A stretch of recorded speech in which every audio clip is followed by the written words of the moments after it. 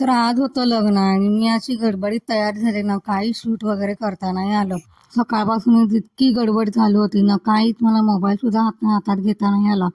त्यानंतर मग लग्न वगैरे झालं. आम्ही सगळेजण मस्त एन्जॉय केलं. पण मला शूटच नाही करता आले काही मुवमेंट आणि कुणाकडे आता व्हिडिओज पण सापडत नाहीयेत. त्याच्यामुळे मग या एवढेच आता व्हिडिओज मी जे काही आहे ते शूट करून व्हॉईस ओव्हर करून अपलोड करते. इकडे ईशानची मस्ती काही थांबत नव्हती. त्याला सारखं त्याच्याच मागे मला पळावं लागत होतं. त्याच्या दुसऱ्या दिवशी संध्याकाळी आम्ही परत मुंबईला यायला निघालो. इकडे ईशानला तर जाम झोप आली होती, पण त्याला तसंच आम्ही घेऊन आलो. दुसऱ्या दिवशी सकाळी आम्ही इकडे मुंबईत जवळ पोहोचलोच होतो. त्यानंतर आमच्या स्टॉपला भाईंदरला आम्ही उतरलो. एवढ्या सगळ्या बॅगा होत्या. कसं घेऊन जायचं काही कळतच नव्हतं. मग ओला पण बुक केली, पण भेटत नव्हती लवकर.